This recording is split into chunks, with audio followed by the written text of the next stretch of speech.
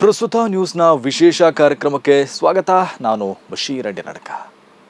ಈ ದೇಶದಲ್ಲಿ ಆದಾಯ ತೆರಿಗೆ ಇಲಾಖೆ ಇರೋದು ಏನಕ್ಕೆ?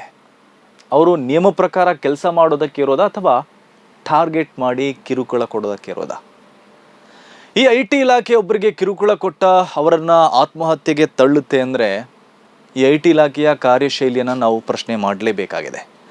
ಹಾಗೆ IT ಇಲಾಖೆಯನ್ನ ತನ್ನ ಕೈಗೊಂಬೆಯನ್ನಾಗಿಸಿ ರಾಜಕೀಯ ವಿರೋಧಿಗಳನ್ನ ಹಣಿಯುವವರನ್ನ ಪ್ರಶ್ನೆ ಮಾಡಲೇಬೇಕಾಗಿದೆ. ಆ ಬಗ್ಗೆ ವಿವರವಾಗಿ ಮಾತಾಡೋಣ. ಅದಕ್ಕೂ ಮುನ್ನ ನೀವೇನು ನಮ್ಮ ಚಾನಲನ್ನು ಸಬ್ಸ್ಕ್ರೈಬ್ ಮಾಡಿಲ್ಲ ಅಂದರೆ ಈಗಲೇ ಸಬ್ಸ್ಕ್ರೈಬ್ ಮಾಡ್ಕೊಳ್ಳಿ. ಪಕ್ಕದಲ್ಲಿರುವ ಬೆಲ್ ಐಕಾನ್ ಅನ್ನು ಒತ್ತಿ ನಮ್ಮ ವಿಡಿಯೋಗಳನ್ನು ಶೇರ್ ಮಾಡಿ ನಮ್ಮನ್ನು ಬೆಂಬಲಿಸಿ. ವೀಕ್ಷಕರೇ, ಆದಾಯ ತೆರಿಗೆ ಇಲಾಖೆಗೆ ಗುರಿಯಾಗಿದ್ದ ಕರ್ನಾಟಕದ ಇಬ್ಬರು ಬೃಹತ್ ಉದ್ಯಮಿಗಳು ಜೀವ ಕಳೆದುಕೊಳ್ಳುವಂತಾಗಿದೆ. ಒಂದು ಕಾಫಿ ಡೇಯ ಮಾಲೀಕ ಸಿದ್ಧಾರ್ಥ್, ಮತ್ತೊಬ್ಬರು confident group chairman Joseph Roy.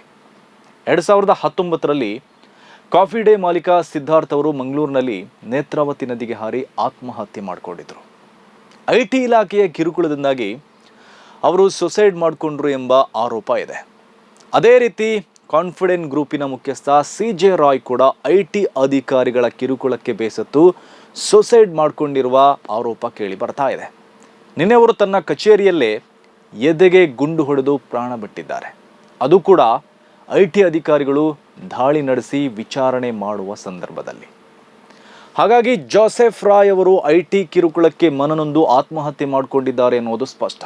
ಅಲ್ಲದೆ ಅವರಿಗೆ IT ಇಲಾಖೆ ಕೊಡ್ತಿರುವ ಕಿರುಕುಳದ ಬಗ್ಗೆ ತನ್ನ ಸಹೋದರನ ಬಳಿಯೂ ಹೇಳ್ಕೊಂಡಿದ್ರು. ನಿನ್ನೆ ಬೆಳಗ್ಗೆ ಕೂಡ IT ಅಧಿಕಾರಿಗಳಿಂದ ಒತ್ತಡ ಇದೆ ಅಂತ ತಮ್ಮ ತಮ್ಮನ ಬಳಿ ಹೇಳ್ಕೊಂಡಿದ್ರು. ಅದನ್ನು ಅವರ ತಮ್ಮನೇ ಮಾಧ್ಯಮಗಳ ಮುಂದೆ ಬಹಿರಂಗಪಡಿಸಿದ್ದಾರೆ. ಹಾಗಾಗಿ ರಾಯ್ ಆತ್ಮಹತ್ಯೆಗೆ ಕಾರಣ ಆದಾಯ ತೆರಿಗೆ ಇಲಾಖೆಯ ಕಿರುಕುಳವೇ ಇರಬಹುದು ಅಂತ ಅನಿಸ್ತಾ ಇದೆ. IT ಅವರು ಕಳೆದ 1 ತಿಂಗಳಿನಿಂದ ರಾಯ್ ಅವರ ಬೆನ್ನು ಬಿದ್ದಿದ್ರು. ಡಿಸೆಂಬರ್ ಮೊದಲ ವಾರದಲ್ಲಿ ಅವರ ಮೇಲೆ IT ರೇಡ್ ನಡೆದಿತ್ತು. ಡಿಸೆಂಬರ್ 3ರಿಂದ 6ರವರೆಗೆ ಅವರ ಕಚೇರಿಯಲ್ಲಿ IT ರೇಡ್ ನಡೆದಿತ್ತು. ಅದಾಗಿ 1 ತಿಂಗಳು ಕಳೆಯೋದರ ಒಳಗಡೆ ಮತ್ತೆ IT ರಾಯ್ ಅವರ ಬೆನ್ನು ಬಿದ್ದಿತ್ತು. ರಾಯ್ ಅವರು 3 ದಿನಗಳ ಹಿಂದೆ ದುಬೈನಿಂದ ಬೆಂಗಳೂರಿಗೆ ಬಂದಿದ್ರು. ಆಗಲೇ IT ಅವರ ಬಾಗಿಲು ಬಡಿದಿತ್ತು. ನಿನ್ನೆ ಕೂಡ IT ಅಧಿಕಾರಿಗಳು ಅವರ ಕಚೇರಿಯಲ್ಲಿ ವಿಚಾರಣೆ ಮಾಡ್ತಾ ಇದ್ರು. ಆ ಸಮಯದಲ್ಲಿ ರೂಮಿಗೆ ಹೋಗಿದ್ದ ರಾಯ್ ಅವರು ಮರಳಿ ವಾಪಸ್ ಬಂದಿಲ್ಲ. ಬಾಗಿಲು ಒಡೆದು ನೋಡಿದಾಗ ಅವರು ರಕ್ತದ ಮಡುವಲ್ಲಿ ಬಿದ್ದಿದ್ದು, ಅಲ್ಲಿ ಗನ್ ಕೂಡ ಇತ್ತು. ಎದೆಗೆ ಗುಂಡು ಹೊಡೆದುಕೊಂಡು ಬುಲೆಟ್ ಅವರ ಹೃದಯವನ್ನು ಸೀಳಿರೋದು ಶವ ಪರೀಕ್ಷೆಯ ವೇಳೆ ಗೊತ್ತಾಗಿದೆ. ಸಾಮಾನ್ಯವಾಗಿ ಶೂಟ್ ಮಾಡಿಕೊಂಡು ಸುಸೈಡ್ ಮಾಡುವವರು ಹಣೆಗೆ ಗನ್ನಿಟ್ಟು ಆತ್ಮಹತ್ಯೆ ಮಾಡಿಕೊಳ್ತಾರೆ. ಆದರೆ ರಾಯ್ ಅವರ ಎದೆಗೆ ಗುಂಡು ಹೊಡೆದು ಪ್ರಾಣ ಬಿಟ್ಟಿದ್ದಾರೆ. ಹಾಗಾಗಿ ಅವರ ಸಾವು ಅನೇಕ ಅನುಮಾನಗಳನ್ನು ಹುಟ್ಟುಹಾಕಿದೆ. ಈ ಪ್ರಕರಣದಲ್ಲಿ ಪಾಲಿಟಿಕ್ಸ್ ಟ್ವಿಸ್ಟ್ ಕೂಡ ಇದೆ. ಅದೇನೆಂದರೆ IT ಇಲಾಖೆ ರಾಯ್ ಅವರ ಬೆನ್ನು ಬೀಳಲು ಕೇರಳ ಚುನಾವಣೆ ಕಾರಣ ಎಂಬ ಮಾತುಗಳು ಕೇಳಿ ಬರ್ತಾ ಇದೆ. ರಾಯ್ ಅವರ ತಾಯ್ನಾಡು ಕೇರಳದಲ್ಲಿ ಅವರ ವ್ಯವಹಾರ ಕೂಡ ಇದೆ. ರಾಜಕೀಯವಾಗಿ ರಾಯ್ ಅವರು ಕೇರಳ ಮತ್ತು ಕರ್ನಾಟಕದಲ್ಲಿ ಕಾಂಗ್ರೆಸ್ ಪಕ್ಷಕ್ಕೆ ಹತ್ತಿರವಾಗಿದ್ದರು. ಹಲವು ಕಾಂಗ್ರೆಸ್ ನಾಯಕರ ಜೊತೆ ಅವರಿಗೆ ಸಂಪರ್ಕ ಇತ್ತು. ಕಾಂಗ್ರೆಸ್ ನಾಯಕರ ಜೊತೆ ಅವರು ವ್ಯವಹಾರದಲ್ಲೂ ಪಾಲುದಾರರಾಗಿದ್ದಾರೆ ಎನ್ನಲಾಗ್ತಾ ಇದೆ. ಕಾಂಗ್ರೆಸ್ ಪಕ್ಷಕ್ಕೆ ಅವರು ಹಣ ಸಹಾಯ ಮಾಡ್ತಾ ಇದ್ದರು ಅಂತ ಕೂಡ ಹೇಳಲಾಗ್ತಾ ಇದೆ. ಮುಂದಿನ ಕೇರಳ ಚುನಾವಣೆಗೆ ಅವರು ಕಾಂಗ್ರೆಸ್ಗೆ ಫಂಡಿಂಗ್ ಮಾಡೋದನ್ನು ತಡೆಯುವ ಉದ್ದೇಶದಿಂದಲೇ ಮೋದಿ ಸರ್ಕಾರ IT ಬಳಸಿಕೊಂಡು ಅವರ ಮೇಲೆ ಒತ್ತಡ ತರುವ ಪ್ರಯತ್ನ ಮಾಡಿತ್ತು ಎಂಬ ಆರೋಪಗಳು ಈಗ ಕೇಳಿ ಬರ್ತಾ ಇದೆ. ಆ ಒತ್ತಡ ಯಾವ ರೀತಿ ಇತ್ತು ಅಂದರೆ IT ಕಿರುಕುಳ ತಾಳಲಾರದೆ ಅವರು ಆತ್ಮಹತ್ಯೆಗೆ ಶರಣಾಗಿದ್ದಾರೆ ಎಂಬ ಆರೋಪಗಳು ಕೇಳಿ ಬರ್ತಾ ಇದೆ. ಬೆಂಗಳೂರಿನ ಅವರ ಕಚೇರಿ ಮೇಲೆ ನಡೆದ IT ದಾಳಿ ವೇಳೆ ಕೇರಳದ ಅಧಿಕಾರಿಗಳು ಕೂಡ ಇದ್ರು ಅಂತ ಮಾಹಿತಿ ಇದೆ. ಬೆಂಗಳೂರಿನಲ್ಲಿ ನಡೆದ IT ದಾಳಿಗೆ ಕೇರಳದಿಂದ ಯಾಕೆ ಅಧಿಕಾರಿಗಳು ಬಂದಿದ್ರು ಎಂಬ ಪ್ರಶ್ನೆ ಎದ್ದಿದೆ. ರಾಯ್ ಅವರು ಸುಸೈಡ್ ಮಾಡಿದ ಬಳಿಕ ಅವರೆಲ್ಲ ಬೆಂಗಳೂರು ಬಿಟ್ಟು ಹೋಗಿದ್ದಾರೆ ಅಂತ ಹೇಳಲಾಗ್ತಾ ಇದೆ. ಕೇರಳದ ಒಬ್ಬ IT ಅಧಿಕಾರಿ ರಾಯ್ಗೆ ತುಂಬಾ ಕಿರುಕುಳ ಕೊಡ್ತಾ ಇದ್ರು ಅಂತ ಅವರ ಕುಟುಂಬಸ್ಥರು ಆರೋಪಿಸಿದ್ದಾರೆ. ಕಳೆದ 1 ದಶಕದಿಂದ ಆದಾಯ ತೆರಿಗೆ ಇಲಾಖೆ ಪ್ರಭುತ್ವದ ಕೈಗೊಂಬೆ ರೀತಿ ವರ್ತಿಸುತ್ತಾ ರಾಜಕೀಯ ವಿರೋಧಿಗಳನ್ನು ಹಣಿಯುವ ಅಸ್ತ್ರವಾಗಿ ದುರ್ಬಳಕೆ ಮಾಡ್ತಾ ಇರೋದು ಸುಳ್ಳಲ್ಲ. ಚುನಾವಣೆ ಬಂದಾಗಲೆಲ್ಲ IT ಅವರು ವಿರೋಧಿಗಳ ಮೇಲೆ, ವಿಪಕ್ಷಗಳಿಗೆ ಫಂಡಿಂಗ್ ಮಾಡೋ ಉದ್ಯಮಿಗಳ ಮೇಲೆ ದಾಳಿ ಮಾಡ್ತಾ ಇರೋದು ಸರಣಿಯಾಗಿ ನಡೀತಾ ಇದೆ. ಅದರಿಂದ ಹಲವು ರಾಜಕಾರಣಿಗಳು ಮತ್ತು ಉದ್ಯಮಿಗಳು ಹೈರಾಣಾಗಿ ಹೋಗಿದ್ದಾರೆ. ನಮ್ಮ ಕರ್ನಾಟಕದಲ್ಲೂ ಅದನ್ನು ನಾವು ನೋಡಿದ್ದೇವೆ. IT ಇಲಾಖೆಯ ಕಿರುಕುಳಕ್ಕೆ ಬೇಸತ್ತು ಕಾಫಿ ಡೇ ಸಿದ್ಧಾರ್ಥ್ ಸುಸೈಡ್ ಮಾಡಿಕೊಂಡಿದ್ದನ್ನು ನಾವು ನೋಡಿದ್ದೇವೆ. DK ಶಿವಕುಮಾರ್ ಅವರನ್ನು IT ED ಎಷ್ಟು ಗುರಿ ಮಾಡಿತ್ತು ಅನ್ನೋದನ್ನು ನಾವು ನೀವೆಲ್ಲ ನೋಡಿದ್ದೇವೆ. DK ಶಿಯವರು ಬಂಡೆಯಷ್ಟು ಗಟ್ಟಿ ಮನಸ್ಥಿತಿ ಇದ್ದಕ್ಕೆ ಎಲ್ಲವನ್ನ ಎದುರಿಸಿ ನಿಂತಿದ್ದಾರೆ. ಆದರೆ ಸಿದ್ಧಾರ್ಥ್ ಮತ್ತು CJ ರಾಯ್ ಅವರಿಗೆ ಅದನ್ನೆಲ್ಲ ಎದುರಿಸಲು ಸಾಧ್ಯವಾಗದೆ ತಮ್ಮ ಪ್ರಾಣವನ್ನೇ ಬಿಟ್ಟಿದ್ದಾರೆ.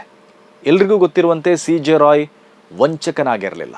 ಹಾಗಿರುವಾಗ IT ಅವರು ಅವರನ್ನು ಅಷ್ಟೊಂದು ಗುರಿ ಮಾಡಿ ಕಿರುಕುಳ ಕೊಟ್ಟಿದ್ಯಾಕೆ ಅಂತ ಸಹಜವಾಗಿ ಪ್ರಶ್ನೆಗಳು ಹುಟ್ಟುತ್ತೆ.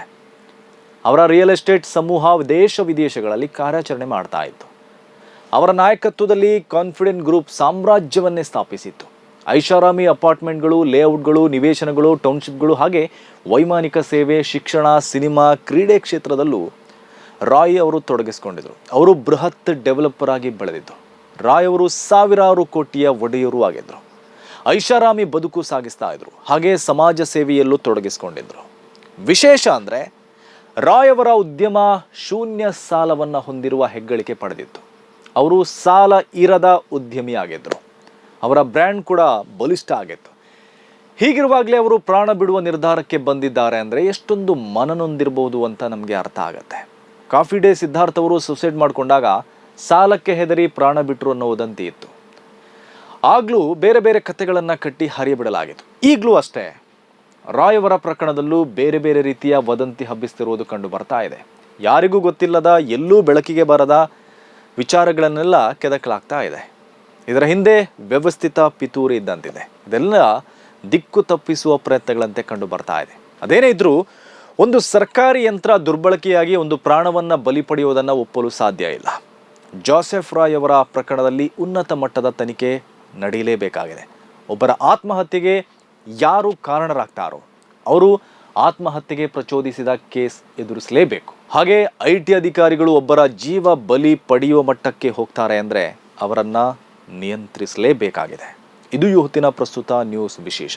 ಸುದ್ದಿಗಳ ವಸ್ತುನಿಷ್ಠ ವಿಶ್ಲೇಷಣೆಗಾಗಿ ನೋಡ್ತಾ ಇರಿ ಪ್ರಸ್ತುತ ನ್ಯೂಸ್.